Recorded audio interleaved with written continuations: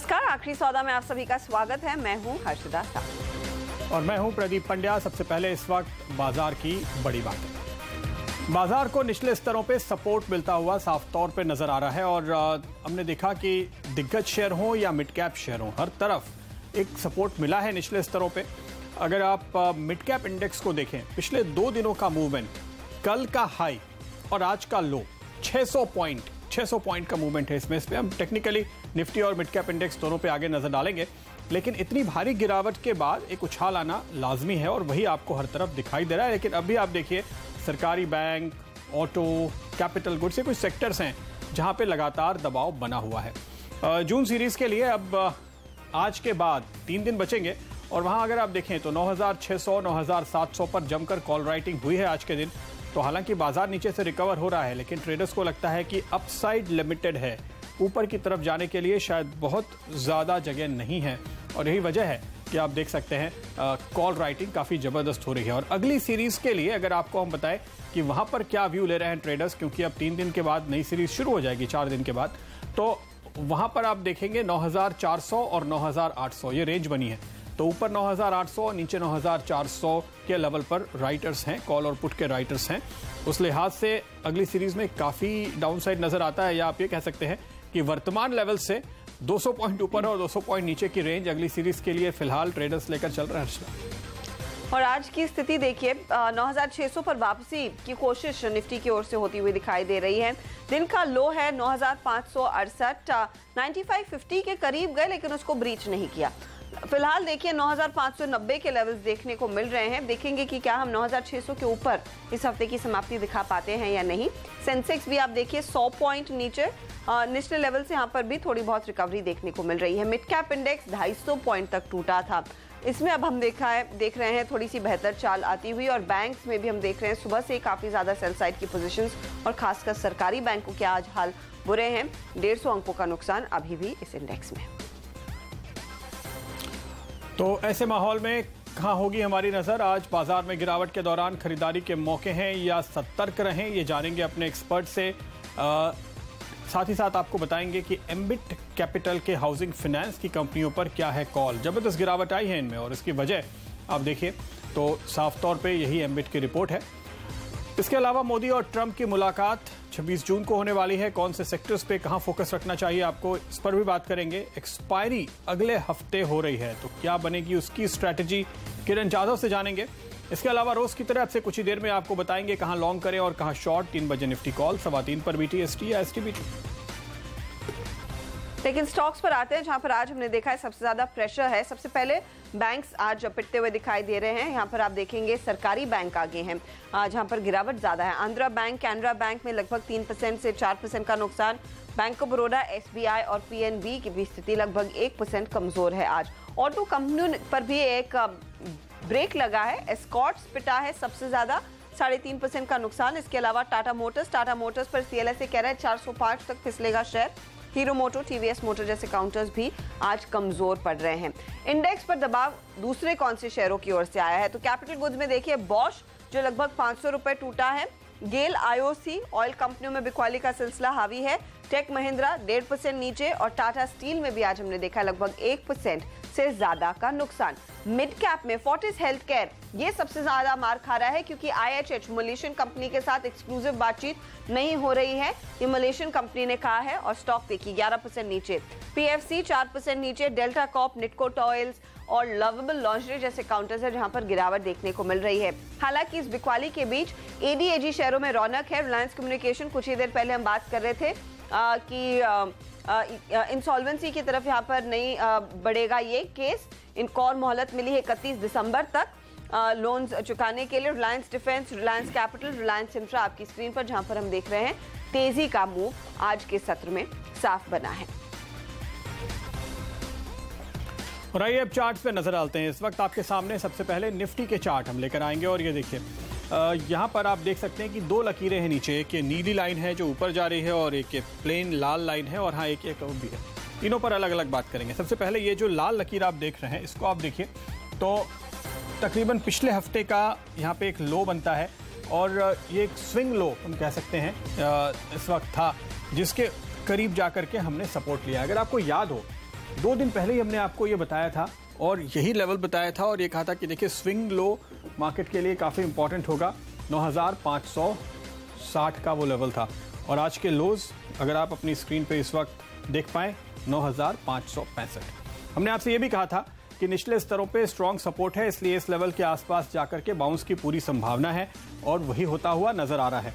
हालांकि closing basis पे देखना होगा कि फाइनली हम कहां बंद होते हैं, क्योंकि अब देखिए ये जो आप नीली लकीर नीचे से आती हुई देख रहे हैं, फिलहाल हम इसके ऊपर निकल आए हैं, लेकिन ये बहुत ही इंपॉर्टेंट है और हमने 2 दिन पहले आपको ये भी दिखाया था कि ये एक अपवर्ड स्लोपिंग चैनल है डेली चार्ट पे जो अप्रैल से चल रहा है और यहाँ पर निचले स्तरों पे यही सपोर्ट का लेवल है। तो अगर आप इस लेवल पर फिलहाल नजर रखें, यानी 9,580 के नीचे बंद नहीं होना चाहिए बाजार को, 9,580 के ऊपर बंद होता है तो फिर हम देखेंगे कि एक बाउंस अगले सेशन में मंगलवार को आने की उम्मीद बनी रहेगी। और ये जो दूसरा कर्व आप देख रहे हैं ये इसलिए इंपॉर्टेंट है क्योंकि ये अगर इसके नीचे हम आ जाते हैं और टिकने लगते हैं तो बॉलिंगर पर आपको एक डाउन ट्रेंड दिखाई देगा और हम बेरिश जोन में आ जाएंगे, लोअर एंड में आ जाएंगे। उस लिहाज से 9,625 के आसपास का वो लेवल है जो काफ़ी इंपॉर्टेंट है। आज अगर इसके ऊपर निकल गए तब तो कंफर्म हो जाएगा कि चलिए ये गिरावट पूरी हो गई, लेकिन उसके ऊपर ना भी निकले, कम से कम 9,580 के नीचे तो क्लोज नहीं होना चाहिए। इस लेवल पर आप जरूर निफ्टी में फिलहाल नजर रख सकते हैं। लेकिन मिड कैप इंडेक्स की बात करेंगे और कल दरअसल इस वक्त तक मिड कैप में कोई गिरावट नहीं आई थी, लेकिन उसके बाद में हमने मिड कैप को टूटते हुए देखा और दरअसल हमने अपने एक्सपर्ट से इस पर चर्चा भी की थी कि मिड कैप इंडेक्स में जिस तरह का नुकसान देखने को मिल रहा है, क्या वो बड़े रिवर्सल का संकेत है। और कल आखिरी सौदा हमने इसी बात पे दरअसल अपनी चर्चा खत्म की थी कि मिड कैप बड़ा रिस्की हो चुका है और आप देखिए बिल्कुल वही हुआ। कल का ये जो लास्ट मिनट का सिग्नल था वो बहुत ही इंपॉर्टेंट था और उसके चलते हमने आज बड़ी गिरावट आते हुए देखी। अब ये लेवल इंटरेस्टिंग है, क्यों है? क्योंकि 18,500 ये जो स्विंग, ये जो ऑल टाइम हाई है मिड कैप इंडेक्स के, जब इस ऑल टाइम हाईज लेवल से मिड कैप इंडेक्स गिरा और 17,500 तक आया, उसके बाद इसने उछाल दिखाई 17,600 तक और फिर वापस गया और नीचे जाकर इसने डबल बॉटम बनाया और फिर ऊपर आया।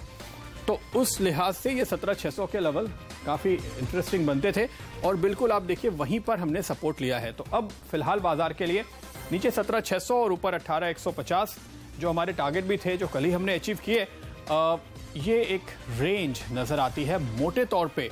अब देखना ये होगा कि क्या हम यहाँ से रिकवर होंगे और वापस अपर एंड की तरफ जाएंगे और ये एक हमने नया स्विंग बॉटम बनाया है, फिर हम नया हाई बनाने की कोशिश करेंगे और पिछले हाईस को चैलेंज करेंगे, या हम इसी रेंज में घूमते रहेंगे। तो फिलहाल ये रेंज आप जरूर ध्यान में रखें, 18,150 और 17,600, जिसके बीच में फिलहाल मिड कैप इंडेक्स घूमता हुआ नजर आया है। आज तो बाउंस आया, अब आगे देखना होगा, लेकिन अगर 17,600 टूट जाता है अगले सेशंस के दौरान तो फिर हम पिछले लोस की तरफ जाते हुए नजर आएंगे और मिड कैप्स में आपको जैसे आज जबरदस्त गिरावट देखने को मिली या कल दोपहर बाद तेजी से गिरावट आई थी, वैसी ही गिरावट और आगे दिखाई दे सकती है। मिड कैप इंडेक्स अगर 17,600 का लेवल तोड़ता है तो इस पर आप जरूर नजरें बनाए रखें। तो यह है अब तक की स्थिति, लेकिन फिलहाल आज बाजार का ओवरऑल मूड देखिए बहुत ही बेरिश है। बहुत दिनों के बाद हमने लाल निशान देखा है हमारे फेयर एंड ग्रीड मीटर में। हालांकि कुछ 32-33 तक के लेवल मैंने देखे थे, वहां से ये थोड़ा सा सुधर गया है। अब जो स्थिति है सुबह के मुकाबले थोड़ी बेहतर नजर आती है। हर्षिता, थोड़ा सा इंप्रूवमेंट, लेकिन क्या पूरी तरह से सेंटिमेंट में बदलेगा प्रदीप, वो एक बड़ा क्वेश्चन मार्क है इस समय। फिलहाल 9,594 के लेवल। ओके, तो यहाँ पर हम फिलहाल देख रहे हैं कि मिड कैप्स में काफी सारे मिड कैप्स दरअसल ऐसे थे जिनमें गिरावट आती हुई पहले से ही दिखाई दी थी या काफी हद तक शॉर्टिंग शायद हो चुकी थी और यही वजह है कि आज वहां पर शायद ट्रेडर्स थोड़ा ट्रैप हुए होंगे। तो ये इंटरेस्टिंग बात है। मिड कैप इंडेक्स कल टूटा, लेकिन अगर आप इसके कंपोनेंट्स देखें, बड़े एक्टिव मिड कैप स्टॉक्स देखें जो वायदा कारोबार में भी शामिल हैं, बहुत सारे शेयरों में ऊपर के लेवल से अच्छी खासी मंदी लोगों ने पहले ही कर ली थी और यही वजह से ये आपको आज थोड़ा सा शायद मौका नहीं मिला ट्रेडर्स को, हम कह सकते हैं। मंदी की पोजीशंस में वो ट्रैप होते हुए शायद दिखाई दिए होंगे, ऐसा लगता है। अर्षिता, कुछ स्टॉक्स फोकस में रखते हैं प्रदीप जिनमें आज काफ़ी एक्शन बनता दिखाई दे रहा है। उसमें आप देखिए बैंकिंग काउंटर्स तो पिटे हैं, साथ ही एविएशन स्टॉक्स में भी दबाव बनता दिखाई दे रहा है। मैं वायदे बाजार के पर्सपेक्टिव से देख रही हूँ। जेट एयरवेज देखिए 8% का ओपन इंटरेस्ट डिक्लाइन, 1% नीचे है काउंटर। इंटरग्लोब एविएशन में भी यही स्थिति बनती हुई। किरण यादव हमारे साथ बने हुए हैं। किरण, क्या सलाह होगी आपकी इन दोनों काउंटर्स पर? नहीं, दोनों ही स्टॉक्स चार्ट पे काफी अच्छे दिखाई दे रहे हैं। मुझे कुछ दिक्कत वाली बात नहीं दिखाई दे रही है। एक इम्पोर्टेंट सपोर्ट है करीबन 545 550 जेट एयरवेज के लिए, और इंडिगो के लिए इम्पोर्टेंट लेवल रहेगा करीबन 1180 का। तो जब तक ये लेवल्स होल्ड करता है तो तब तक नीचे से अच्छा ट्रैक्शन देखने को मिलेगा। अगर जेट एयरवेज की बात करें तो जेट में अच्छा खासा बिल्टअप देखने को मिल रहा था और अच्छा खासा जमाव करीबन 580 600 कॉल ऑप्शंस में देखने को मिल रहा है। तो मेरा मानना है कि इधर से एक अटेम्प्ट होगा वो लेवल्स के नजदीक आने के लिए। एक्सपायरी तक मैं जेट के लिए 575 580 के लेवल्स देखता हूँ। इस बीच फोकस करते हैं कैनफिन होम्स पर। कैनफिन होम्स में इस समय खबर यही आ रही है कि 1000 करोड़ प्रेफरेंशियल शेयर इशू करके कंपनी रेस करेगी। साथ ही इन्होंने स्टॉक स्प्लिट का ऐलान किया है। अगर आपके पास 5 शेयर हैं कैनफिन होम्स के, उसके सामने आपको एक और शेयर मिलेगा। स्टॉक देखिए इनिशियल लेवल से थोड़ा सा रिकवर करता हुआ, लेकिन आज जो सेल ऑफ इन तमाम हाउसिंग फाइनेंस कंपनियों में आया है, इस पर आपकी क्या राय रहेगी? क्या बिकवाली गहराएगी? क्या लोगों ने वाकई में अपनी सारी तेजी की पोजीशंस काट दी हैं? कैसे देख रहे हैं इस मूव को?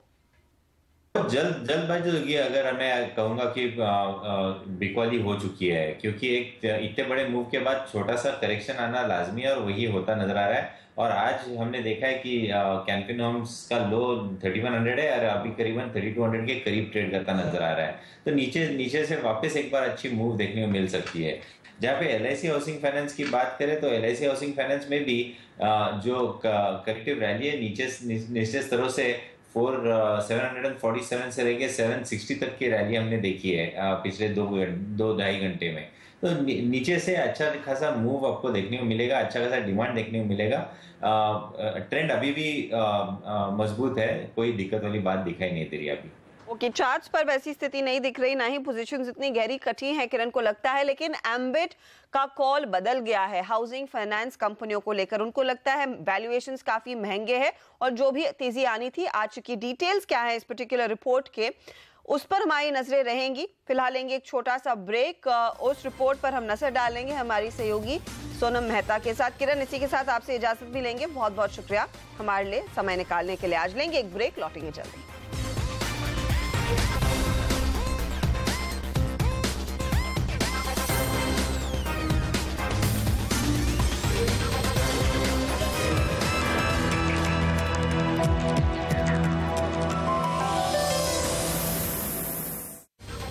आज देखिए बिकवाली का दबाव भारतीय बाजारों में है और कुछ सेक्टर्स है जिनमें सबसे ज्यादा गिरावट देखने को मिली है। उसमें है हाउसिंग फाइनेंस कंपनियां, यहां पर भारी भरकम गिरावट देखी जा रही है। LIC housing finance, GIC, Canfin Homes, Repco Homes, नाम लीजिए और ये काउंटर्स आज पिटे हुए हैं। और वजह एक है, एम्बिट ने एक रिपोर्ट सामने निकाली है कि जो भी तेजी देखने को मिली थी या फिर जो भी अच्छे दिन देखे गए थे इन हाउसिंग फाइनेंस कंपनियों के, वो ज्यादा दिनों तक चलेंगे नहीं। इन्होंने अपनी रिपोर्ट में 2 दिग्गज कंपनियों के बारे में कहा है और उन्होंने न सिर्फ बिकवाली की सलाह दी है बल्कि ये भी कहा है कि शेयरों में 30 से 40% तक की गिरावट भी आ सकती है। अब क्या वजह है इस गिरावट की? एम्बिट किन स्टॉक्स की बात कर रहा है? हमारे साथ हमारी रिसर्च एनालिस्ट सोनम मेहता। सोनम, बताइए, आज तो across the board sell off है हाउसिंग फाइनेंस कंपनियों में। एम्बिट को क्या चिंता है इस सेक्टर में? एम्बिट पूरी तरह नेगेटिव हो चुका है अब पूरे हाउसिंग फाइनेंस सेक्टर को लेकर। उनका मानना है हाउसिंग फाइनेंस कंपनीज की ऑलरेडी पिछले 1 साल में भारी री रेटिंग हो चुकी है। एवरेज में ये सारे शेयरों ने लगभग 80% के रिटर्न्स ऑलरेडी डिलीवर कर दिए हैं, क्योंकि सरकार का जो फोकस बढ़ गया है अफोर्डेबल हाउसिंग की तरफ, उसके कारण सरकार काफी सारे कदम उठा रही है। और ज्यादातर बाजार का यही मानना है कि लोग ज्यादा लोन लेते हुए दिखाई देंगे और इसका फायदा हाउसिंग फाइनेंस कंपनीज को मिलेगा और उनके अर्निंग्स में एक जबरदस्त बूस्ट आता हुआ दिखाई देगा। लेकिन एम्बिट का मानना है ये जो रनअप आ चुका है उसके बाद अब ये जो कंपनियां हैं वो काफी हाई वैल्यूएशंस पर ट्रेड कर रही है, बल्कि बैंक्स के मुकाबले लगभग 70% प्रीमियम्स पे है और NBFCs के मुकाबले लगभग 60% प्रीमियम पे ये स्टॉक्स ऑलरेडी ट्रेड कर रहे हैं। ऐसे में इनको खरीदना सही नहीं होगा। साथ ही एम्बिट का मानना है ये जो सेक्टर में लोन ग्रोथ की बात करें, में जो एक जबरदस्त बूस्टअप दिखाएगा उनके मुताबिक, वो ऑलरेडी वित्त वर्ष 2013 से अब तक काफी स्लो डाउन दिखा रहा है, काफी सुस्त हो गया है और उसमें सबसे कमजोर साल रहा है वित्त वर्ष 2017। उनका मानना है एचडीएफसी और एलआईसी, ये दो कंपनियां जो लगभग 20% के लोन ग्रोथ डिलीवर करती थी, अब तक वित्त वर्ष 2017 में 15 से 16% का ग्रोथ ही उन्होंने डिलीवर किया है। साथ ही बैंक से इन कंपनियों को काफी ज्यादा कंपटीशन का सामना करना पड़ेगा।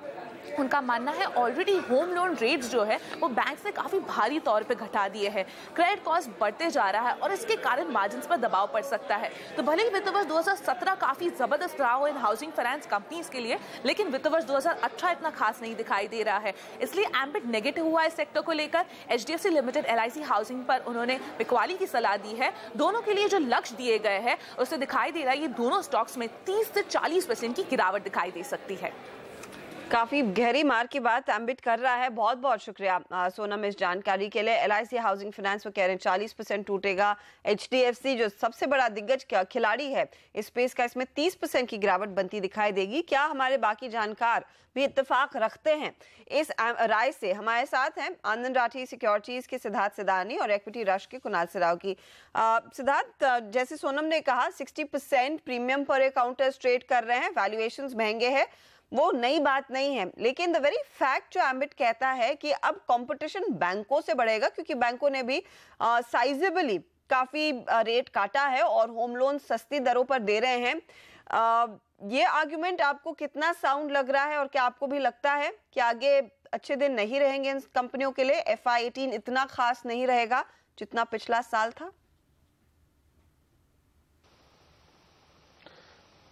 देखिए, अगर हाउसिंग फाइनेंस कंपनियों की बात करें और जो गवर्नमेंट के इनिशिएटिव्स है अफोर्डेबल हाउसिंग या फिर हाउसिंग फॉर ऑल बाय 2022, इसमें अगर गवर्नमेंट के 50% भी टारगेट्स पूरे हो गए तो हम मानते हैं कि हाउसिंग फाइनेंस कंपनियों के लिए बहुत बड़ी चीज़ हो सकती है। बहुत बड़ी मात्रा में इनके बैलेंस शीट्स और लैब बुक ग्रोथ हमें आएंगे। हालांकि ये बात सही है कि वैल्यूएशन पर्सपेक्टिव से बहुत सारी कंपनी अभी अपने फंडामेंटल से काफ़ी आगे चल चुकी है। बट जो स्टेट दूसरी सब जो घरेलू बैंक, पीएसयू या प्राइवेट बैंकिंग स्पेस में जो हाउसिंग फाइनेंस लोन की दरें जो कम की गई है, इससे मैं नहीं मानता हूं कि बहुत बड़ा कंपटीशन या इम्पैक्ट होना चाहिए हाउसिंग फाइनेंस कंपनियों के लिए, क्योंकि हर एक के खुद के सेगमेंट है। और ज़्यादातर हाउसिंग फाइनेंस कंपनियों की बात करें जो छोटे मझोले कंपनियां हैं जैसे कि पीएनबी हाउसिंग या कैनफिन होम्स या दीवान हाउसिंग फाइनेंस, ये बहुत छोटे मझोले हाउसिंग फाइनेंस लोन देते हैं 10 से 15 लाख या 20 लाख, जबकि बैंकिंग के स्तर की अगर एचडीएफसी की बात करें तो वो 40-50 लाख के एवरेज बुक है। तो मैं नहीं मानता हूं कि बैंक से बहुत ज्यादा रिस्क हो सकता है हाउसिंग फाइनेंस कंपनियों को। इन कंपटीशन तो उन छोटे लोन्स में ही सबसे ज्यादा है आजकल सिद्धार्थ। नहीं, बिल्कुल है, बट सबके अपने अपने खुद के सेगमेंट है। अगर दीवान हाउसिंग फाइनेंस की मैं बात करूं, to be very precise, tier 2 tier 3 cities में इतना अच्छा पेनिट्रेशन है इनका, स्पेशली कैनफिन होम्स या पीएनबी हाउसिंग, इनकी टायर 2 टायर 3 सिटीज में इतना अच्छा पेनिट्रेशन है कि खुद की एक मार्केट है जहां पे अनपेनिट्रेटेड एरिया में जहां पे बैंकिंग के लोन्स नहीं पहुंच रहे हैं, वहां पे भी हम मानते हैं कि हाउसिंग फाइनेंस कंपनी बहुत ही ऑपरेशनली अच्छा परफॉर्म कर रही है। ओके, तो आपको लगता है इन काउंटर्स में शायद एक करेक्शन आता है लेकिन एक एग्जिट का कॉल आप नहीं लेंगे। कुणाल, आप कैसे देख रहे हैं इन काउंटर्स को, स्पेशली एलआईसी हाउसिंग फाइनेंस जो आज 2% नीचे है? इसके अलावा आप देखिए एचडीएफसी में भी थोड़ा सा दबाव, इतना ज्यादा टूटा नहीं है, लेकिन इन पर आपकी चार्ट्स के आधार पर क्या राय बन रही है?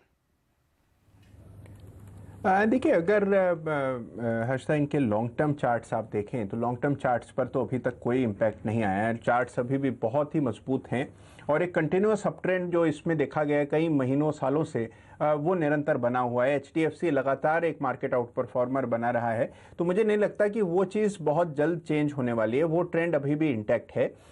शॉर्ट टर्म में ज़रूर आप इस रिपोर्ट के चलते, ओवरऑल सिनेरियो के चलते कुछ करेक्शन देख सकते हैं। मेरी राय में ट्रेंड को देखते हुए हर करेक्शन इसमें इन दोनों ही स्टॉक्स में खरीदने का मौका है। तो मान लीजिए जैसे आज इसमें गिरावट है तो ये भी एक अच्छा अवसर है। गिरावट कुछ गहरा है कल तक, तो मुझे लगता है वो भी एक अच्छा अवसर होगा जब इसको खरीदा जाए। थोड़ा मीडियम टर्म पर्सपेक्टिव रखें तो मुझे लगता है अभी भी अपसाइड की गुंजाइश। आप कह रहे हैं एलआईसी हाउसिंग फाइनेंस के बारे में। कैनफिन होम्स पर सिद्धार्थ अगर आप नजर रखते हैं तो बताइए क्या राय होगी, क्योंकि स्टॉक स्प्लिट का ऐलान हुआ है।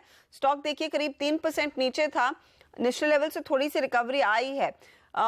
1:5 का स्टॉक स्प्लिट होगा और कंपनी आगे जाकर 1000 करोड़ के प्रेफरेंशियल अलॉटमेंट के जरिए पैसे भी रेस करेगी।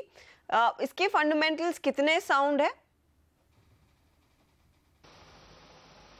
देखिए फंडामेंटल्स काफ़ी अच्छे हैं, लैब बुक अच्छे है, डिसबर्सल अच्छी हो रही है, और जो आप बात कर रहे हैं फंड रेजिंग की, ये एक बहुत महत्वपूर्ण खबर हो सकती है कंपनी के लिए। बट करीबन 6 टाइम्स प्राइस टू बुक पे कंपनी ट्रेड हो रही है। वैल्यूएशन पर्सपेक्टिव से थोड़े स्टीप है। मैं मानता हूँ कि कैनफिन होम के अलावा अगर दूसरी सब कंपनियों के वैल्यूएशन की खाली अगर कंपेरिजन करें तो हम मानते हैं कि पीएनबी हाउसिंग, दीवान हाउसिंग फाइनेंस काफ़ी बेहतर वैल्यूएशन में अवेलेबल है। ओके, तो पीएनबी दीवान हाउसिंग के साथ ही बने रहेंगे सिद्धार्थ। हालांकि कैनफिन होम्स के लिए वो फंड रेजिंग एक बड़ा ट्रिगर पॉइंट जरूर रहेगा और यही वजह है कि दिन के लो से कुछ रिकवर करता हुआ दिखाई दे रहा है।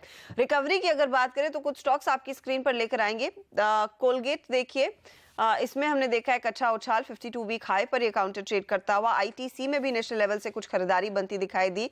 चार्ट्स पर क्या सलाह है, क्या तेजी कुछ टिकेगी इन काउंटर्स में? क्या कुणाल यहाँ पर पैसा शिफ्ट करना चाहिए? देखिए, मुझे लगता है कि एक अच्छा ब्रेकआउट हमने हश्ता आईटीसी में देखा कुछ समय पहले, जब 290-295 के रीजन को इसने डिसाइसिवली ब्रीच किया और उसके ऊपर लगातार ये ट्रेड कर पाने में कायम रहा। तो मुझे लगता है कि एक बहुत पॉजिटिव ब्रेकआउट हुआ है। इस काउंटर में निश्चित खरीद करके चलना चाहिए। एक स्टॉप लॉस 300 के रीजन में रखे तो आईटीसी में मुझे उम्मीद है कि 335-340 के लेवल्स आएंगे। उसी तरह कोलगेट भी मुझे लगता है कि चार्ट पे काफ़ी मजबूत है। कोई वजह नहीं है कि इसके ट्रेंड को हम शंका के घेरे में लाएं। मुझे लगता है कि एक अच्छा ब्रेकआउट भी यहाँ पर आया है 1110 के ऊपर। मुझे लगता है 1150, 1160 के लेवल्स कोलगेट में आएंगे। तो दोनों ही काउंटर्स में मुझे लगता है लॉन्ग पोजीशन पे ही कायम रहना चाहिए। दोनों में तेजी की पोजीशन लेकर आप चलें, बरकरार रहिए। खरीदारी अगर आपने की है तो बने रहिए। टेलीकॉम कंपनियां यहाँ पर नेशनल लेवल से रिकवरी आ रही है। भारतीय एयरटेल थोड़ा सा रिकवर करता हुआ, लेकिन रिलायंस कम्युनिकेशन इस समय का स्टार परफॉर्मर है। सिद्धार्थ, आरकॉम के लेंडर्स ने एक रिलीफ पैकेज के अप्रूवल दे दिया है। ये डेवलपमेंट आई और सभी ने, मेजॉरिटी ऑफ द लेंडर्स एक स्टैंड स्टिल का ऑप्शन दे रहे हैं कंपनी को और टाइम दिया है 31 दिसंबर तक का। उसके बाद देखिए क्या रफ्तार पकड़ी इस काउंटर ने। अब ऐसा तो नहीं है कि इनके कर्ज वेव ऑफ हो जाएंगे, इनको सिर्फ 31 दिसंबर तक का टाइम मिला है। क्या कंपनी वाकई में वो बाकी के सौदे पूरे कर पाएगी इस 45,000 के कर्ज को चुकाने के लिए? देखिए हर्षद, हम लोग पूरे टेलीकॉम स्पेस को अभी अवॉइड कर रहे हैं। साथ ही साथ आप अगर आरकॉम की बात करें तो आरकॉम के जिस हिसाब से कर्ज है, हम मानते हैं कि इसको सर्विस करना बहुत डिफिकल्ट हो जाएगा कंपनी के लिए। ऑपरेशनली कंपनी अच्छा नहीं परफॉर्म कर रही है। हालांकि कॉन कॉल में ये भी कहा गया था कि 25,000 करोड़ का कर्ज भर दिया जाएगा सितंबर 2017 तक। बट ओवरऑल पर्सपेक्टिव से हम मानते हैं कि आरकॉम जिस हिसाब से स्ट्रेस्ड बैलेंस शीट है, इस कंपनियों पे बिल्कुल दाव नहीं लगाना चाहिए। अभी जो मोमेंटम दिख रहा है, इसे हम एक तरीके से डेड कैट बाउंस भी कह सकते हैं। तो ये एक ट्रेडिंग या टेक्निकल पर्सपेक्टिव से जरूर इस पे कुछ काम करना हो तो किया जा सके, बट फंडामेंटली मैं नहीं रिकमेंड करूंगा या निवेश के लिए इस पे बिल्कुल रिकमेंडेड नहीं होगा। ओके, तो ट्रेड ना ले, लेकिन चार्ट्स पर अगर कोई ट्रेड कर ही रहा है, कोई स्टॉप लॉस कुणाल जो आप जहन में रखना चाहेंगे? देखिए, जो पिछले 1 घंटे में मूव आया है आरकॉम में, मुझे लगता है काफ़ी इंपॉर्टेंट है और इसमें आपको शॉर्ट टर्म में एक अच्छा अपसाइड मिल सकता है। मुझे लगता है कि 20 रुपये 40 पैसे पर फ्यूचर्स में एक स्टॉप लॉस रखना चाहिए। मुझे लगता है कि जो करंट मूव है इसमें काउंटर 22.50 तक जा सकता है, तो 2250 टारगेट होगा और 2040 पर स्टॉप लॉस रखना चाहिए। लेवल्स का ध्यान रखिएगा और ये सिर्फ एक ट्रेड है, लॉन्ग टर्म व्यू यहाँ पर कोई नहीं दे रहा है। रिलायंस कम्युनिकेशन में ऐसे ही 2 और काउंटर्स हैं, जेपी एसोसिएट्स और जेपी इंफ्रा। इनमें देखिए नेशनल लेवल से काफी तगड़ी चाल आती हुई, 4% का उछाल जेपी इंफ्रा दिखा रहा है और लगभग 6% ऊपर है जेपी एसोसिएट्स। पिछले कुछ मिनटों का ये मूव है जेपी एसोसिएट्स, उस लिहाज से आप देखेंगे तो 10% भाग चुका है। अब दिक्कत यही है सिद्धार्थ कि ये तमाम जो कंपनियां हैं जो भारी कर्ज से जूझ रही है, इन बड़े एनपीएस हैं, इन पर कार्रवाई अब जल्द ही शुरू होती हुई दिखाई देगी। लेकिन जिस तरह से बाउंस आता है और जिस उत्साह से लोग लेने लगते हैं इन स्टॉक्स को, एमटेक भी नेशनल लेवल से करीब 2.5% ऊपर आया है। क्या सलाह होगी, आप अपने क्लाइंट्स को क्या कह रहे हैं जिनके पास ये शेयर हैं या फिर जो फोन करके बोलते हैं ये वाले स्टॉक्स ले लीजिए? देखिए बिल्कुल सही बात है, क्योंकि जिस हिसाब से वो 12 कंपनियां जिसकी लिस्ट जाहिर की थी आरबीआई ने, इनमें से ही सारी कंपनियां हैं। अगर हम मानते हैं कि कोई अच्छी कंपनियों में अगर अच्छा खासा रिटर्न बैठ सकता है, अगर 6 महीने 12 महीने के पर्सपेक्टिव से, तो मैं ये सब कंपनियों में एक बेट लेके एक रिस्क फैक्टर क्यों खड़ा करूं क्लाइंटों के लिए या निवेशकों के लिए। हम मानते हैं कि ये सारी कंपनियों को अवॉइड करें, क्योंकि जब आरबीआई या गवर्नमेंट इनके ऊपर कार्रवाई करना चाहती है तो हम मानते हैं कि इनकी बैलेंस शीट एकदम ही स्ट्रेस्ड है। इस पर बिल्कुल ध्यान नहीं देना चाहिए निवेश के लिए। जो है वो बहुत सारी क्वालिटी कंपनी जो जिसमें अर्निंग कांस्टेंट है, मैनेजमेंट की क्वालिटी बहुत बेहतरीन है, वो सब कंपनियों पर ध्यान दें जो 6 महीने 12 महीने में आपको बहुत अच्छे रिटर्न्स दे सकते हैं। तो क्यों ये सब कंपनियों पे दाव ही लगाए। ओके, तो दूर रहिए इन कंपनियों से। यहाँ पर मौका नहीं बल्कि एक बहुत बड़ा धोखा है, आप फंस सकते हैं स्टॉक्स में, यह सिद्धार्थ का भी मानना है। हम लेंगे एक छोटा सा ब्रेक में जाते जाते आपको बता दें 9584 के आसपास एक बार फिर निफ्टी आया है 50 पॉइंट नीचे, और सेंसेक्स की चाल भी कुछ खास बदली नहीं है, सॉन्को की गिरावट देखने को मिल रही है। हम लेंगे एक छोटा ब्रेक, आगे हमारे साथ एक और जानकार जुड़ेंगे, उनकी राय लेंगे कि आपकी क्या ट्रेडिंग पोजीशन होनी चाहिए। हम बात करेंगे ट्रेड बुल्स के चीफ इन्वेस्टमेंट ऑफिसर राजन शाह से।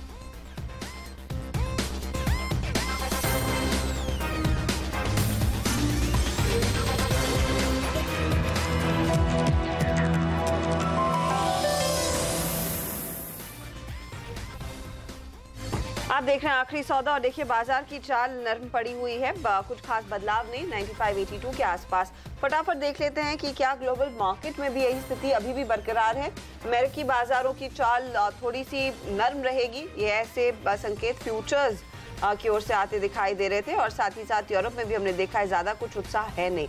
अमेरिका, अब आप देखेंगे डाउ फ्यूचर्स करीब 5 पॉइंट ऊपर, तो बहुत फ्लैट, इसमें कोई क्लियर कॉल नहीं लिया जा सकता। यूरोप निचले लेवल से थोड़ी सी रिकवरी जरूर दिखा रहा है, क्योंकि यहाँ पर हमने देखा था आधे % तक का नुकसान जरूर देखने को मिला था। इन क्यूज के बीच निफ्टी पर क्या पोजीशन हो, खासकर एक लंबी वीकेंड में हम जा रहे हैं, और ऑफ कोर्स अगला हफ्ता एक्सपायरी का होने वाला है। इस पर निफ्टी कॉल्स अब आपके लिए हाजिर करते हैं। विशाल मलकान अपनी राय दे रहे हैं सबसे पहले, और विशाल की जो राय है निफ्टी में वो बिकवाली की ही है। 9530 तक बाजार फिसलेगा, ये टारगेट रहे निफ्टी पर। स्टॉप लॉस आप 9630 पर लगाएं। अगले 2 से 3 ट्रेडिंग सेशंस के लिए ये फिलहाल कॉल इनकी आई है। ओके, इसके अलावा आप देखिए अगली कॉल आ रही है के प्रभाकर की ओर से, रिसर्च हेड IDBI कैपिटल के। इनकी कॉल है निफ्टी पर सेल करने की। स्टॉप लॉस 9650 पे लगाएं, टारगेट 9480 के ये आते हुए देख रहे हैं, और 3 दिनों का इनका व्यू है, यानी ये मान रहे हैं कि जो आज हमने सपोर्ट लिया है वो टिकेगा नहीं, बाजार और गिरेगा और नीचे जाएगा। इस वक्त हमारे साथ कुणाल सरावगी जुड़े हुए हैं। कुणाल, आपकी कॉल। देखिए, अगर आप प्रदीप मार्केट का स्ट्रक्चर देखें तो 26 मई के बाद से लगातार मार्केट एक रेंज में रहा है, और ये रेंज का लोअर एंड देखें तो 9550 है, अपर एंड देखें तो 9700 है। तो मुझे लगता है 9750 के आसपास शॉर्ट करना बहुत अच्छे डिसीजन नहीं होगा। 9550 के आसपास मुझे लगता है बाय करके चलना चाहिए। तो 9540 का एक स्टॉप लॉस रखें। मुझे लगता है कि रेंज के अपर एंड को बाजार छूने दोबारा जरूर आएगा, तो 9700 लक्ष्य होगा, और एक बहुत मामूली सा स्टॉप लॉस 20-25 पॉइंट का आप रखें 9540।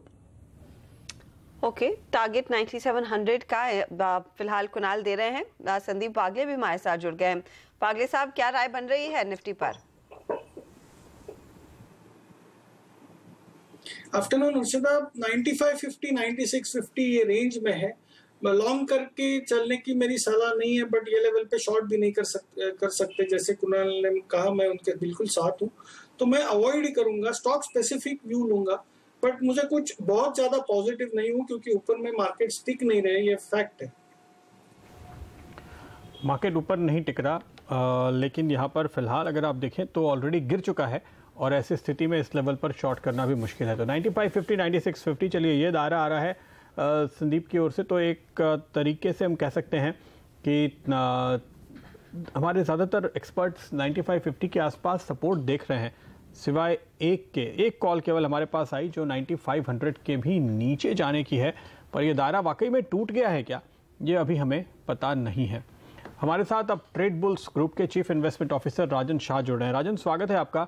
हमारे टेक्निकल एनालिस्ट तो अपने लेवल्स देख रहे हैं, लेकिन एक फंडामेंटल एनालिस्ट के तौर पे क्या आप कोई ऐसी वजह देखते हैं कि बाजार हाल की जो रेंज है कि ऊपर नीचे होता रहता है पर नेट बुलिश बना हुआ है, वो ट्रेंड कहीं बदल जाए? कोई ऐसा इवेंट, कोई ऐसा इंडिकेटर या वैल्यूएशन कुछ ऐसा दिख रहा है आपको?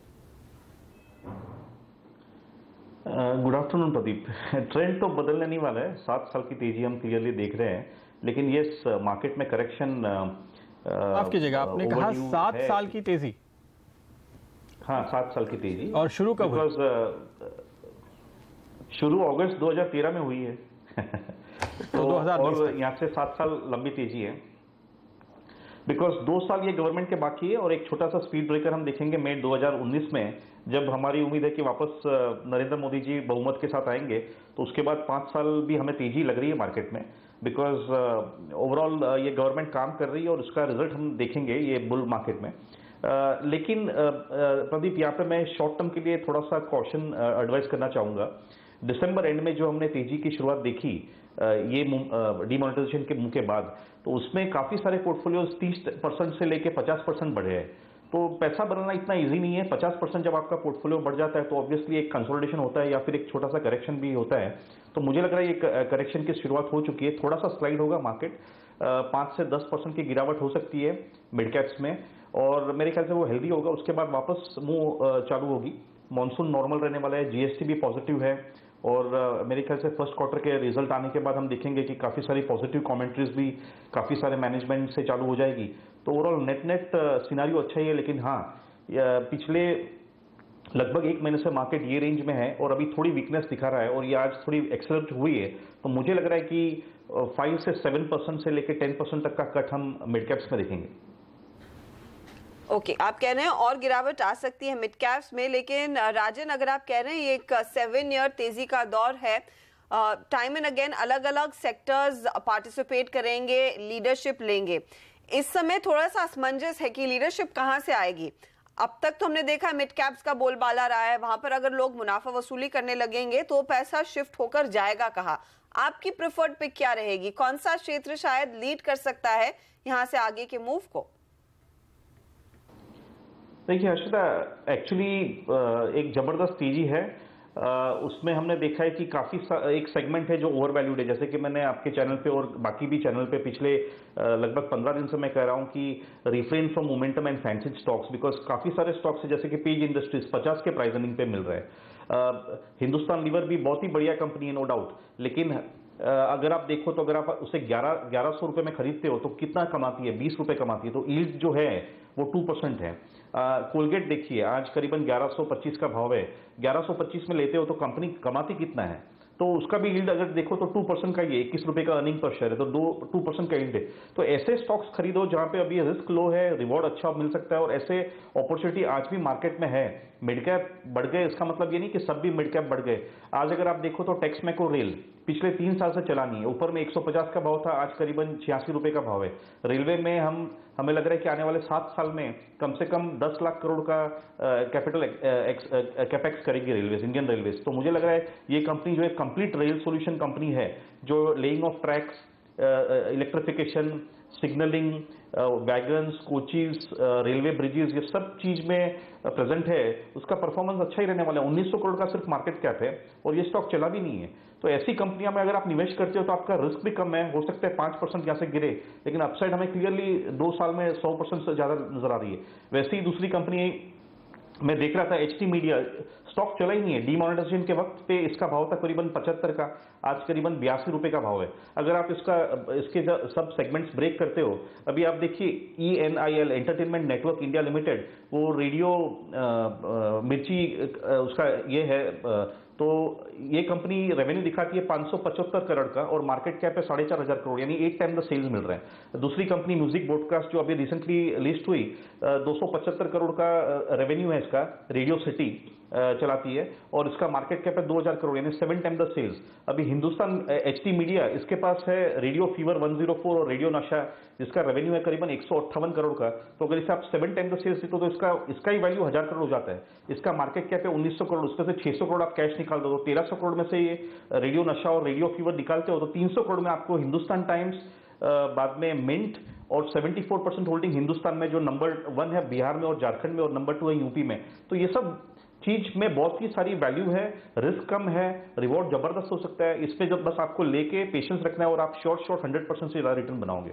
इन स्टॉक्स में ना एक दिक्कत है, मुझे याद है रेडियो ENIL, तो रेडियो मिर्ची के मैनेजमेंट से मेरी बात हो रही थी, इस क्वार्टर में डिमोनेटाइजेशन का इनको झटका मिला एड रेवेन्यूज में। इनफैक्ट इस पर्टिकुलर क्वार्टर के लिए भी GST की वजह से एड रेवेन्यूज पर काफी ज्यादा झटका बनता हुआ दिखाई देगा, और वहीं पर सबसे ज्यादा जो बेनिफिट आता है या फिर प्रॉफिट आता है उधर से आता है।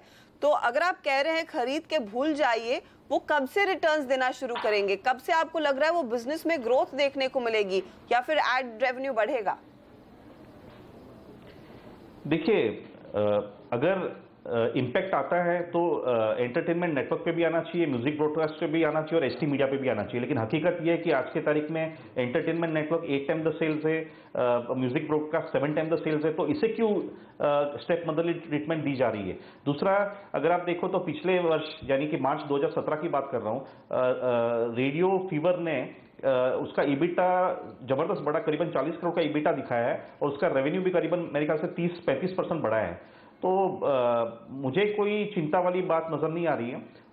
प्लस इस साल उन्होंने पॉजिटिव कमेंट्री भी दी है और 7.5 रुपए का तो अर्निंग पर शेयर है कंपनी का, आज के तारीख में 11 के प्राइसिंग अर्निंग पे मिल रहा है। बाकी सारी कंपनी आप देखो, कोई मिड कैप कंपनी भी आज 40-50 के प्राइस अर्निंग पे मिल रही है। अभी कैनफिन होम्स अगर आप देखो, हाउसिंग फाइनेंस में है, उसका आप प्रॉफिट देखिए, आप मार्केट कैप देखिए, 30-35 के प्राइस अर्निंग पे ये सब स्टॉक्स मिल रहे हैं। तो ऐसा कोई जबरदस्त रिटर्न देने नहीं वाले ये लेवल से। इनफैक्ट हमने देखा है कि 2007 में जिसने ये गलतियां की, ऐसे स्टॉक्स ऊंचे भाव पर लिए, उसकी क्या हालत हुई है। आरकॉम 700 रुपए का भाव था, रिलायंस पावर का क्या भाव था, और DLF का भाव देखिए आप, 1000 रुपए का भाव था, आज करीबन 200 रुपए में मिल रहा है, 80% डाउन है।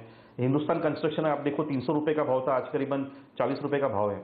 तो कहने का मतलब ये है कि जो स्टॉक्स में बहुत ही मोमेंटम होता है, जो स्टॉक्स में बहुत ही फैंसी होती है, वो स्टॉक्स में ज्यादातर लोग जल्दी पैसा कमाने के लिए निवेश करते हैं और अल्टीमेटली अपने हाथ जला लेते हैं। उससे अच्छा क्वालिटी कंपनीज में निवेश करें जिसमें रिस्क कम है, रिवॉर्ड अच्छा है, तो आपको अच्छा रिटर्न मिलेगा। दुनिया के सबसे सक्सेसफुल इन्वेस्टर ने 20-21% बनाया है, तो इससे ज्यादा अपेक्षा करना बेवकूफ़ी होगी। अगर आप 18 से 20% का रिटर्न ईयर ऑन ईयर बनाते हो तो मेरे ख्याल से अपने आप से सेटिस्फाइड होना चाहिए आपको। बिल्कुल, लेकिन शर्त यह है कि लगातार बनाते रहें, तो फिर आप बड़ी वेल्थ क्रिएट कर लेंगे 20-30 साल में। अगर आप लगातार राजन और इनके जैसे एक्सपर्ट्स की एडवाइस मानते रहेंगे तो। लेकिन एक बात जो हम कुछ देर पहले कर रहे थे, हर्षिता चर्चा कर रही थी कि एक बड़े ब्रोकरेज ने रिपोर्ट निकाली है, हाउसिंग फाइनेंस कंपनीज उनको महंगी लग रही है। राजन, इसको अगर थोड़ा सा हम और स्ट्रेच करें, अगर आप निफ्टी बैंक की वैल्यूएशन इस समय देखें तो ये 3 टाइम्स प्राइस टू बुक पे चल रहा है, और पिछले 17 साल का डेटा मैंने देखा 2000 से लेकर अब तक, तो इस लेवल के ऊपर केवल एक बार गया है, और वो 2007 के आखिर और 8 की शुरुआत में जब मार्केट पीक आउट हो रहा था। और वो एक अगर हम मौका छोड़ दें तो कभी इस लेवल के ऊपर टिकता नहीं है। क्या ये पूरा का पूरा, दरअसल ये प्राइवेट बैंक्स हैं और NBFCs हैं जो कंट्रीब्यूट कर रहे हैं इसमें। और इनफैक्ट अगर आप एक और इंडिकेटर देखें, dividend yield in banking stock की, निफ्टी बैंक की हम बात कर रहे हैं, तो यहाँ पर भी हमें ये नज़र आता है कि इस तरह के लेवल इसके पहले बहुत रेयरली नज़र आते हैं। इस समय डिविडेंड यील्ड बहुत ही कम हो चुकी है इनकी, और प्राइस टू बुक पे ये महंगे लग रहे हैं। क्या लगता है आपको कि ये पूरे इस सेगमेंट पे इस रिपोर्ट को हम शायद एक्सटेंड कर सकते हैं? देखिए, मैंने ये रिपोर्ट तो देखा नहीं है, लेकिन जो बात आपने कही उसके बेसिस पे एक चीज क्लियर है कि और प्लस ये जो मूवमेंट हमने देखी है पिछले करीबन 6 महीनों में मार्केट में, और खास करके बैंकिंग स्टॉक्स में, हाउसिंग फाइनेंस में, एफोर्डेबल हाउसिंग के ऊपर गवर्नमेंट अभी एग्रेसिव हुई है। इसका रिजल्ट ये पहले कंपनियां प्रोजेक्ट लगाए, उसके बाद लोग उसमें घर खरीदे, उसके बाद फाइनेंस ले, उसके बाद उसमें सब चीज लगेगी, जैसे कि सैनिटरी वेयर स्टॉक्स को भी अभी से चलने लगा है। सैनिटरी वेयर लगेगा आपको, घर अभी बनाना चालू करे तो 3 साल के बाद आपको ये प्रोडक्ट्स लगेगा, लेकिन वो स्टॉक्स भी चलाने चालू कर दिए। तो ये मार्केट में कुछ क्रेजी मूवमेंट आ रही थी, तो एकदम फ्रेंजी स्टेट में चले गया था। तो मेरे ख्याल से ये सब एडवाइजेबल नहीं है। वैल्यूएशंस एक्सट्रीम जोन में चले गए थे सर्टन केसेस में, तो ये करेक्शन, ये 30-40% का ड्रॉप मैं नहीं बोल रहा हूँ, लेकिन हाँ 10-15-20% तक का करेक्शन आ सकता है। ये करेक्शन खास करके ये कैनफिन होम्स है या बाकी की कंपनियां, HDFC में मुझे नहीं लग रहा है कि ये 10% से ज्यादा क्रैक होगा। लेकिन प्राइवेट बैंक्स और दूसरे NBFCs देखिए, अगर आप देखिए मेरी फेवरेट जो कंपनी है जो मैंने आपके चैनल पे 272 में रेकमेंड की थी और 290 में महिंद्रा एंड महिंद्रा फाइनेंस को ऊपर में 390 का लेवल छुआ और अभी करीबन 390 से लेकर 335 आ गया है। मेरे ख्याल से ये स्टॉक 300-320 के बीच में आएगा तो बहुत ही अच्छी लग रहा है, बिकॉज 6 साल में इसने अपना ब्रांच नेटवर्क डबल किया है, एम्प्लॉयज करीबन 75% बढ़ाया है और अभी फोकस है रूरल इंडिया पे, तो उसका परफॉर्मेंस अच्छा आएगा। सेकंडली इसकी एक 100% subsidy Mahindra rural housing finance जो बहुत ही एग्रेसिव और बहुत ही अच्छा ग्रो कर रही है, तो इसकी तरफ इसमें अप्रिसिएशन जो दूसरे कंपनियों में हुआ है वैसा अप्रिसिएशन ये कंपनी में हुआ नहीं है, तो इसमें सेफ्टी एलिमेंट ज़्यादा है और अपसाइड आने वाले 5 से 10 साल के लिए अगर आप लेते हो तो 20 से 25% का ईयर ऑन ईयर ग्रोथ आप इसमें मिल सकता है। इसमें सेफ्टी एलिमेंट ज़्यादा है महिंद्रा एंड महिंद्रा फाइनेंस में कंपेयर टू अदर बैंक्स और maybe then NBFCs. Pradeep ji, अगर आप रिकॉल करो तो फरवरी 2014 में वैलेंटाइन डे पे मैंने एक स्टॉक दिया था आपके दर्शकों को, बजाज फिनसर्व। तब मेरे ख्याल से इसका भाव था कुछ 700 रुपए का। सबसे बेहतरीन परफॉर्मेंस किया। लोग बैंक कर रहे हैं लेकिन बैंकिंग स्टॉक से ये स्टॉक ने आपको जबरदस्त रिटर्न दिया। आज करीबन 4000 रुपए का भाव है। कितने साल हुए? 3-3.5 साल। मेरे ख्याल से 2013 या 2014 में 14 फरवरी को ये स्टॉक मैंने आपके चैनल पर रिकमेंड किया था। आज करीबन 4000 का भाव। यानी हम बैंकिंग के ऊपर बात करते हैं लेकिन इंश्योरेंस ने जो रिटर्न दिया है वो बैंकिंग स्टॉक्स ने दिया ही नहीं है एक्चुअली। आप ये इनफैक्ट एक अच्छा एग्जाम्पल है कि जितना आप पेशेंट रहेंगे उतने पैसे कमाएंगे। मेरे ख्याल में बजाज फिनसर्व की बात कर रहे थे। बजाज फाइनेंस आपकी स्क्रीन पर है 1400 के आसपास, बजाज फिनसर्व 4000 या 3500 पर लास्ट था, 4100 के आसपास वो स्टॉक ट्रेड करता हुआ। कुछ और काउंटर्स जो इस समय एक्टिव होते दिखाई दे रहे हैं उस पर आते हैं। विप्रो देखिए निचले लेवल से थोड़ा सा रिकवर करता हुआ, इसके साथ ही doctor Reddy's, HUL, Aurobindo pharma, Ambuja cement जैसे काउंटर्स हैं जहां पर नेशनल लेवल्स पर थोड़ा सा एक्शन बनता दिखाई दिया है। औरो फार्मा वागले साहब के पोर्टफोलियो में है तो मैं उनसे नहीं पूछूंगी। कुणाल, आप राय बताइए। 673 के आसपास नई खरीदारी क्या बनती है स्टॉक में? देखिए, मुझे लगता है कि जिस तरह का ओवरऑल स्ट्रक्चर यहाँ पर है Harshita, definitely short term trading के पर्सपेक्टिव से ज़रूर खरीद सकते हैं। एक स्टॉप लॉस 650 के रीजन में रखें तो मुझे लगता है इसमें आपको 710, 715 के लेवल्स आते हुए दिखेंगे, तो मेरी राय में एक शॉर्ट टर्म ट्रेडिंग बेट ज़रूर है। ओके, लेकिन इस बीच BTST या STBT का वक्त आ चुका है। बाजार अगर आप देखें फिर से दिन के निचले स्तरों की तरफ सरकते हुए नजर आ रहे हैं और लगता है फिर से दिन का लो कहीं हिट ना करे। 200 पॉइंट नीचे निफ्टी बैंक, 150 पॉइंट नीचे सेंसेक्स, 50 पॉइंट नीचे निफ्टी और ऐसे में कॉल्स। BTST अभी आ रही है नीरव अखारिया की तरफ से देखिए और ITC दिग्गज चुना है इन्होंने 318 के टारगेट, 308 पे स्टॉप लॉस, लेकिन ACC पर इनका सेल कॉल है। 1646 पे स्टॉप लॉस लगाएंगे और 1618 के टारगेट के लिए ये ट्रेड करेंगे। साथ ही यहाँ पर दूसरे जानकारों की भी राय ले लेते हैं। नीरव अखारिया ने अपनी राय दी। कुणाल हमारे साथ बने हुए हैं। कुणाल, आप क्या पिडिलाइट पिक कर रहे हैं? बिल्कुल हर्षिता, मुझे लगता है कि पिडिलाइट में एक ब्रेकआउट है, एक आउट परफॉर्मेंस लगातार रही है इस काउंटर की और आज एक फ्रेश ब्रेकआउट चार्ट पे देखने को मिल रहा है। मुझे लगता है 820 पे स्टॉप लॉस रखें, 850 इसका टारगेट होगा जो कि मुझे लगता है कि अर्ली नेक्स्ट वीक आपको देखना चाहिए। और इसके अलावा बिकवाली की मेरी राय है PFC में, जिसमें एक फ्रेश ब्रेकडाउन चार्ट पे दिख रहा है। मुझे लगता है एक्सपायरी के चलते यहाँ पे काफ़ी बड़ा चांस है कि आपको और गिरावट आते हुए दिखेगी। 119 तक फिसलने की संभावना है, 126 पर स्टॉप लॉस रखें। ओके, सीमी भौमिक की राय आपको बता देते हैं। कोलगेट पर इन्होंने बाय कॉल दी है 1105 पे, स्टॉप लॉस 1135 और फिर 1140 के टारगेट। तो देखिए लगता है हमारे एक्सपर्ट्स को कि FMCG पे बुलिश होना चाहिए, पहले ITC अब कोलगेट। पावर ग्रिड भी इनकी बाय कॉल है, 202 पे स्टॉप, 208 और फिर 210 के टारगेट, लेकिन ये तो समझ नहीं आ रहा मुझे, बीचों बीच ही है। 208 का टारगेट तो करीब ही है, 210 अभी भी शायद थोड़ी जगह यहाँ पर बन सकती है। वागले साहब, STBT, BTST? प्रदीप, एक BTST एक STBT। मैं पहले STBT के साथ शुरुआत करूंगा क्योंकि मुझे लगता है थोड़ा वीक है मार्केट, और ये है महिंद्रा एंड महिंद्रा। इसमें मैं बेच के जाने की सलाह दूंगा। इनफैक्ट मॉर्निंग में मेरा व्यू इसमें बुलिश था तो मैं ये व्यू रिवर्स कर रहा हूँ। 1386 के स्टॉप लॉस से बेचे for a target of 1359। Day's low या स्विंग लो तोड़ रहा है तो काफी बेरिश है। और BTST के तौर पे मैं रिलायंस कैपिटल के साथ जाना चाहूंगा। मुझे इसमें स्ट्रेंथ दिखती है, काफी पॉजिटिव मूव है और जो कंटिन्यू हो सकती है ट्यूसडे को। तो 645 के स्टॉप लॉस से बाय करें फॉर अ टारगेट ऑफ 666। चलिए, ये फिलहाल ट्रेड्स हमारे जानकारों की ओर से आ रहे हैं। कुछ और काउंटर्स आपकी स्क्रीन पर लेकर आते हैं जहां पर थोड़ा सा एक्शन आ रहा है निचले लेवल से। थायरो केयर में थोड़ा मूव देखने को मिल रहा है। पुंज लॉयड हालांकि 3% नीचे है लेकिन रिकवर करने की कोशिश इसमें बनती दिखाई दे रही है। आईटीडी सीमेंटेशन में भी हम देख रहे हैं थोड़ा सा ट्रैक्शन। इनफैक्ट सीमेंट काउंटर्स में आप देखिए, चाहे वो अंबुजा हो, ग्रासिम, ये पूरा पैक है जो थोड़ा सा एक्टिव रहा है पिछले कुछ दिनों में।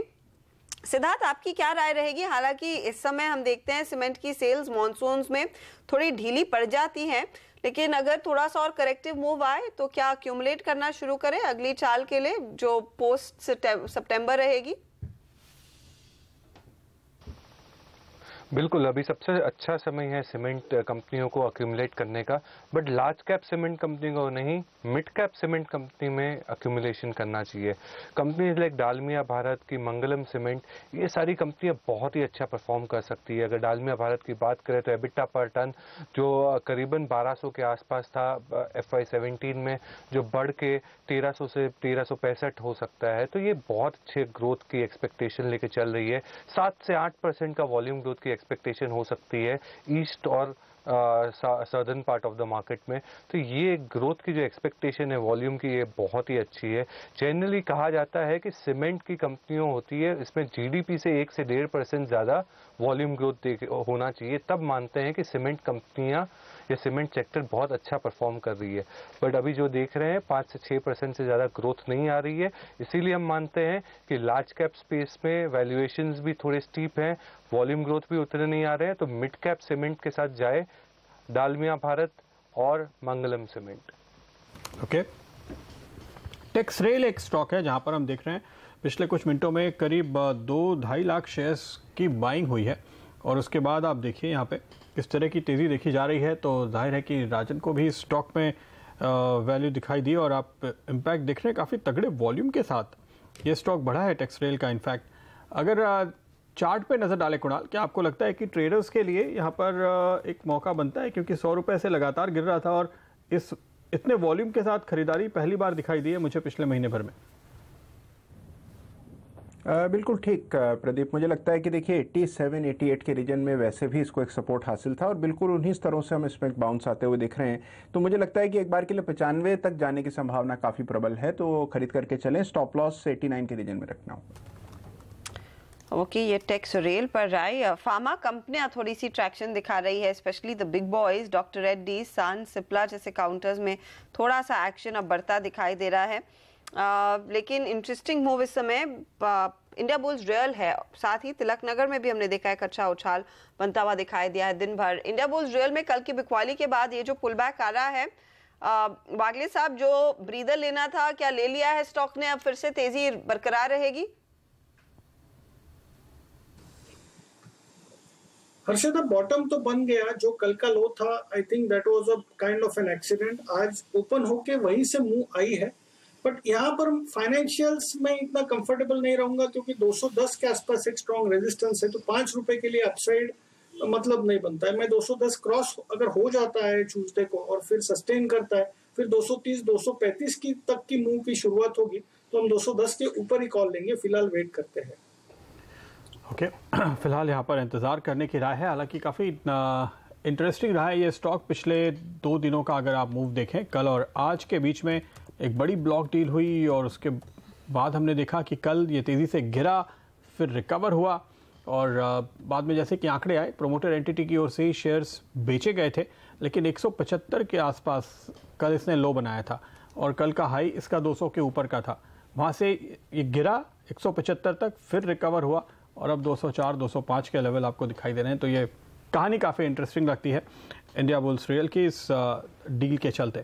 कुछ और स्टॉक्स पे आइए इस बीच नज़र डालते हैं जहां पर आज हम देख रहे हैं कि अच्छे वॉल्यूम के साथ ट्रेड हो रहे हैं। आखिरी मिनटों के दौरान काफ़ी शार्प मुनाफा वसूली देखने को मिली है एवरेस्ट इंडस्ट्रीज़ के अंदर। इस स्टॉक ने काफ़ी अच्छी तेज़ी दिखाई थी। इनफैक्ट आप एवरेस्ट देखें या HIL देखें जो पहले हैदराबाद इंडस्ट्रीज़ थी राजन, ये सारे जो एस्बेस्टस शीट वाले कंपनियां हैं काफ़ी ज़बरदस्त परफॉर्म किया है इन्होंने पिछले 3 महीने के अंदर, ज़बरदस्त रिटर्न दिए हैं। अब आप क्या इस पर नज़र रखते हैं, कोई व्यू देंगे? इसमें एक्चुअली प्रदीप जी, अभी मैं थोड़े दिन पहले ही टाटा के वेबसाइट पे था और वहाँ पे उनका जो एक मैगजीन आता है वो पढ़ रहा था। तो उसमें उनके जो टाटा हाउसिंग के टॉप लेवल के किसी का इंटरव्यू में पढ़ रहा था, उसमें उन्होंने कहा कि ये एफोर्डेबल हाउसिंग में ये जो प्री कास्ट फैब से आप घर बना सकते हो क्विकली। इनफैक्ट उन्होंने उसमें कहा कि 4 स्टोरी बिल्डिंग आप करीबन मेरे ख्याल से 4 महीने में बना सकते हो। इतना फास्ट आप एक बिल्डिंग खड़ा कर सकते हो। तो ये चीज़ जरा मुझे इंटरेस्ट आया है एक्चुअली। इसमें डिटेल में मैंने स्टडी किया नहीं है, लेकिन जस्ट मैं ये अभी रिसेंटली 3-4 दिन पहले की बात है कि मैं ये इंटरव्यू पढ़ रहा था। तो इसके ऊपर मेरे ख्याल से ये एवरेस्ट है और HIL जो आपने बताया वो कंपनी इसमें है, तो उसको देखना पड़ेगा एक्चुअली। आज तो यहाँ पर गिरावट है एवरेस्ट में। कुणाल, चार्ट्स क्या कहते हैं? एवरेस्ट और HIL दोनों के चार्ट देखिए। देखिए, मुझे लगता है कि दोनों ही काउंटर्स में ओवरऑल एक अप ट्रेंड है। प्रदीप, एक रेजिस्टेंस इस काउंटर के लिए एवरेस्ट की बात करें तो 380 के आसपास थी और बिल्कुल उन्हीं स्तरों से आप देख रहे हैं कि कुछ कंजेशन देखने को मिल रहा है, कुछ समय के लिए रुक गया है, लेकिन ट्रेंड अभी भी पॉजिटिव है, तो बने रहना चाहिए। हैदराबाद इंडस्ट्रीज भी मुझे लगता है कि ओवरऑल ट्रेंड बहुत पॉजिटिव है, इसमें भी किसी भी गिरावट में खरीदने का ही मौके तलाशने चाहिए। सेल साइड की पोजीशंस जहां पर थोड़ी सी आज बढ़ती दिखाई दी है, इसमें ऑफ कोर्स शिपिंग कॉर्पोरेशन पिट रहा है। साथ ही आप देखिएगा डिगजैम जैसे काउंटर्स, AB मनी जैसे काउंटर्स फिसलते हुए। एडलैब्स एंटरटेनमेंट भी काफी भागा था, तो वहां पर भी एक ब्रेक लग रहा है। पागे साहब, क्या इन स्टॉक्स में अगर किसी की पोजीशन है वो काट लेनी चाहिए, निकल जाए?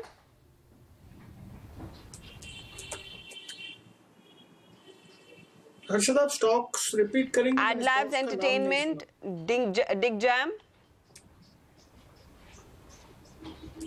एडलैब्स नहीं, मैं समझता हूँ अभी भी व्यू पॉजिटिव है। यहाँ से भी मुझे लगता है थोड़ी अपसाइड होगी 93-94 की। और ये लास्ट 2 दिन से जो हम देख रहे हैं ये करेक्टिंग हुआ है। मुझे लगता है 78 का मैंने परसों या 2 दिन पहले स्टॉप लॉस बोला, तो वो अभी भी इंटैक्ट है, तो मैं होल्ड करूंगा इसमें। ओके, ये कार्बन ब्लैक स्टॉक अगर आप देखें, हमने देखा इस हफ्ते के दौरान बहुत ही जबरदस्त मूवमेंट देखने को मिली, अच्छा खासा उछाल देखने को मिला। गोवा कार्बन हो या फिलिप्स कार्बन हो। सिद्धार्थ, क्या आपने इनको ट्रैक किया है, कोई व्यू रखते हैं? अब काफ़ी शार्प मुनाफा वसूली क्योंकि दिख रही है। आप देखिए आज ही फिलिप्स कार्बन करीब 5-5.5% के आसपास गिर चुका है। हालांकि अगर आप अभी भी पिछले शुक्रवार के मुकाबले देखें तो 8% ऊपर है, यानी पहले चढ़ा 13-14% और अब वहां से 5% गिरा है।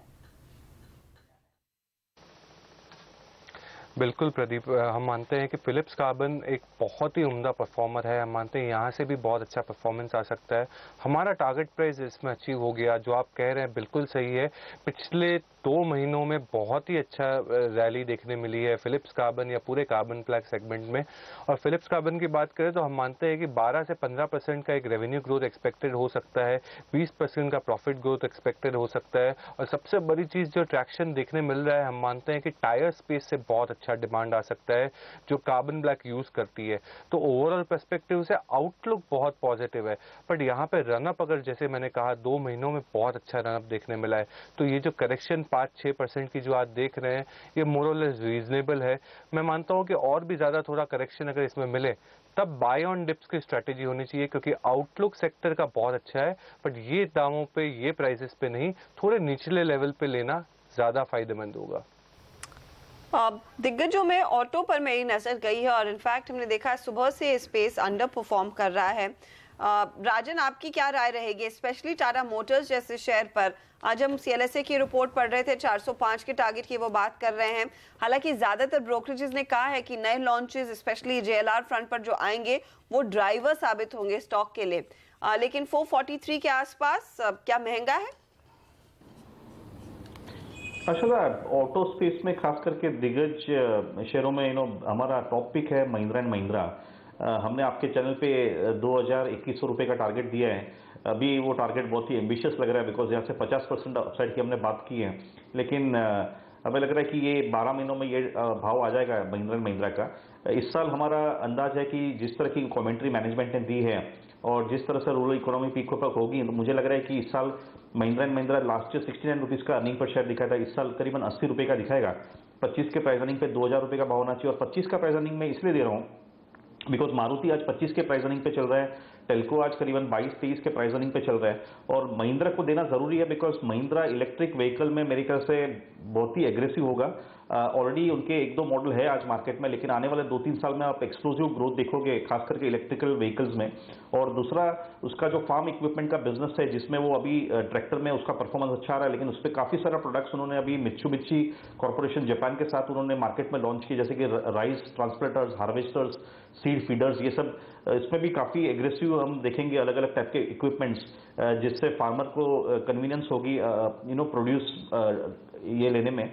और तीसरा और इम्पोर्टेंट चीज ये है कि इसका जो 100% सब्सिडरी है महिंद्रा एग्री सॉल्यूशन, इसका ग्रोथ, इसका 1000 करोड़ का टर्नओवर है, आने वाले 3 साल में इसका टर्नओवर 4000 करोड़ का होने वाला है, ये अशोक शर्मा जी ने इंटरव्यू में कहा है।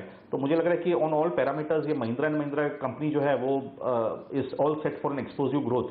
2000 रुपए का टारगेट हमारा नेक्स्ट जुलाई तक का है, जून जुलाई तक का। ओके, चलिए फिलहाल हम बाजार के आखिरी मिनटों में पहुंच चुके हैं। इस हफ्ते का ट्रेड पूरा होने ही वाला है और इस वक्त हम आपको बताएं किन स्टॉक्स ने इस हफ्ते के दौरान अच्छा परफॉर्मेंस दिया या कमज़ोर हुए, उन पर नजर डालें। इंडेक्स के लिहाज से तो टाटा पावर काफ़ी अहम होगा, जहां पर एक इंटरेस्टिंग ऑफर इन्होंने दिया, 1 रुपये में अपनी हिस्सेदारी ये बेचना चाहते हैं मुंद्रा में सरकार को, और इसका इम्पैक्ट आप देख सकते हैं। रिलायंस इंडस्ट्रीज हैवी वेट रहा, जिसने करीब 3% का उछाल दिखाया। इंडेक्स के लिहाज से कमज़ोर रहने वाले स्टॉक BPCL और गेल, ऑयल एंड गैस सेक्टर की 2 कंपनियां, इसके अलावा लुपिन, जहां पर 6 ऑब्जर्वेशंस आए हैं इनके प्लांट को लेकर और उसका असर आपको साफ तौर पे दिखाई देगा। इसके अलावा अगर आप देखें इस हफ्ते के दौरान Ujaas energy, Aptech, central bank, Delta Corp, Fortis health care, ये कुछ और ऐसे स्टॉक्स थे जिनमें काफ़ी गिरावट देखने को मिली। फोर्टिस तो दरअसल आज ही इतनी ज़्यादा गिरावट देखी है इसने कि हफ्ते दर हफ्ते भी सबसे ज़्यादा नुकसान उठाने वालों में शामिल हुआ, लेकिन बढ़ने वाले स्टॉक्स इस हफ्ते के लिए, और इसमें आप नजर डाल सकते हैं जेपी एसोसिएट्स पे, जहां पर हमने करीब 30% की मजबूती देखी है इस पूरे हफ्ते में। इसके अलावा रिलायंस कम्युनिकेशंस करीब 12% का उछाल आया है निचले लेवल से, हालांकि अभी 20-21 पर है तो अंदाज़ा नहीं लगता कि जितना सुधरा है। GMR Infra, Reliance Defence, Cox and Kings, तो ADAG में आप आर कैप भी देख सकते हैं। ADAG के लिए कुल मिलाकर ये हफ्ता बेहतर रहा है ऐसा लगता है। और आज फिलहाल हम आ चुके हैं अंतिम दौर में, क्लोजिंग का वक्त 95.72 यानी 95.80, कम से कम जो हम सोच रहे थे कि इसके ऊपर तो बंद हो जाए वो नहीं होगा। पिछले स्विंग लोज हमने आज छुए, 95.60 के करीब गए थे, इसके नीचे जाकर बंद नहीं हो रहे, शायद इतनी राहत है। मिड कैप भी 17,600 के आसपास के लोज भी तोड़ने के बाद अब ऊपर आया है और 17,687 पर बंद हो रहा है। निफ्टी बैंक 23,540 के आसपास बंद हो रहा है, 250 पॉइंट नीचे सेंसेक्स की भी क्लोजिंग होती हुई। कुल मिलाकर अगर हम इस क्लोजिंग को देखें, वागले साहब क्या कहेंगे, आपको कैसी लगती है ये क्लोजिंग? क्या अगले हफ्ते और गिरावट के संकेत हैं या सपोर्ट लेवल्स होल्ड हैं, चिंता ना करें? नहीं प्रदीप, मेरा इनफैक्ट कल ही मैंने कहा था कि मुझे कॉन्फिडेंस नहीं आ रहा है। 95.50 की मैं बात कर रहा हूं, अगर वो होल्ड करता है, बट जिस तरह से आज निफ्टी बंद हुआ है मैं बहुत ज्यादा कॉन्फिडेंट नहीं हूं। और अगर 95.50 ब्रेक होता है तो मैं और एटलीस्ट 100 से 120 पॉइंट नीचे की बात करूंगा। तो ये मेरे लिए स्ट्रेंथ या पॉजिटिविटी के संकेत नहीं है। ऊपर में तो 9700 एक बहुत ज्यादा स्ट्रॉन्ग रेजिस्टेंस बना है, तो शायद तो क्या पता हम 9500 की तरफ की मूव की शुरुआत है, शायद 94.50 भी जा सकता है। तो थोड़ा सा हल्का सा 30, 40, 50 पॉइंट ऊपर में मिलता है, near 9600 levels, 9630 levels, I think बेच के चलना चाहिए हमको। सूनर देन लेटर 9480, 9450 तक की मैं बात करूंगा। ओके राजन, अगर आप देखें इस समय सबसे ज़्यादा जो लोगों को इंटरेस्ट है और काफ़ी दोनों तरफ उतार चढ़ाव देखने को मिल रहे हैं जिन स्टॉक्स में, वो ऐसी कंपनियां हैं जिनसे वसूली के लिए RBI ने बैंक्रप्सी की तैयारी की है। क्या उस पूरे स्पेस में आप जब देखते हैं भूषण, मोनेट, ABG या JP इंफ्रा, आपको कुछ पसंद आता है? नहीं, बिल्कुल नहीं Pradeep ji. Actually JP infra, GMR, GVK, हाँ GMR के केस में डेट अदा हुआ है तो ऑब्वियसली उसका स्टॉक भी डबल हो गया है। भूषण स्टील, ये सब कंपनीज में पढ़ने से बेटर है कि अगर आपको ऐसा डेट लेडन कंपनीज ही लेना है तो ऐसी कंपनी लीजिए जिसमें ये इशू है लेकिन जबरदस्त प्रमोटर है, जैसे कि टाटा पावर, करीबन 50,000 करोड़ का डेट है, लेकिन ये कंपनी का मैनेजमेंट ने तय कर दिया है कि आने वाले 12 महीनों में काफ़ी सारे इन्वेस्टमेंट वो ये करेंगे, बेचेंगे, उससे डेट कम करेंगे। प्लस मुंद्रा का प्लांट भी 2.5 साल में आपके चैनल के साथ ही इंटरव्यू में अनिल सरदाजानी जी ने कहा था कि 2.5 साल में हम 2.5-3 साल में इसे टर्न अराउंड करेंगे। और कल पेपर में रिपोर्ट आया कि वो मुंद्रा में 51% स्टेक ऑफर करने के लिए तैयार है, गवर्नमेंट ऑफ गुजरात, हरियाणा और जहाँ से जो पावर खरीदते हैं। ये इंटरेस्टिंग स्टोरी होगी टाटा पावर, ये डिफेंस में भी बहुत ही बड़ा प्लेयर होगा। लेकिन आज टाटा पावर वही लेवल पे है जो लेवल पे आईटीसी और एचयूएल दिसंबर 2007 में थे। दिसंबर 2007 में आईटीसी और एचयूएल लगाट्स थे, कोई उसकी तरफ देख नहीं रहा था। 190 रुपए का भाव था। लेकिन अगर उस वक्त आपने अपना जो टेम्पटेशन है मार्केट में रिलायंस कॉम और डीएलएफ के प्रति कम किया होता और ये लगाट में इन्वेस्ट किया होता, तो उसके बाद 7 साल में आपने फॉर्च्यून बनाया होता। बिकॉज ये सब स्टॉक्स लीवर 200 रुपए वाला 1100 रुपए आ गया आज। वैसे ही आज टाटा पावर है, आज इसकी तरफ कोई नहीं देख रहा है। लेकिन अगर आप आज लोगे टाटा पावर तो आने वाले 3, 5, 7 साल में आप देखोगे कि ये कंपनी आपको क्या रिटर्न देती है।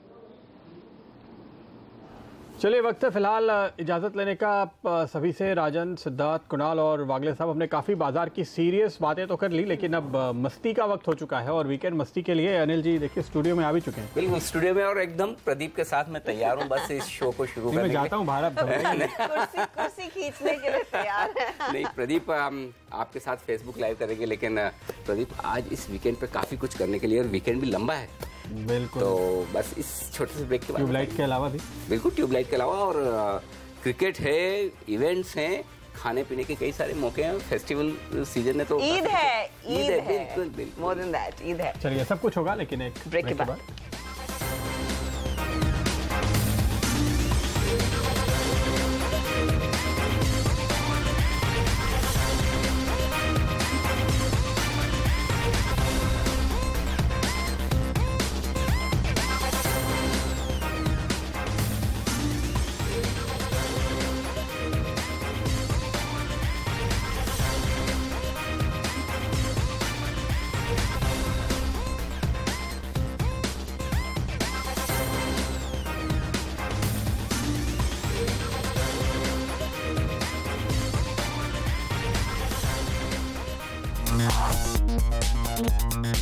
Tata Salt Light presents high performing stocks.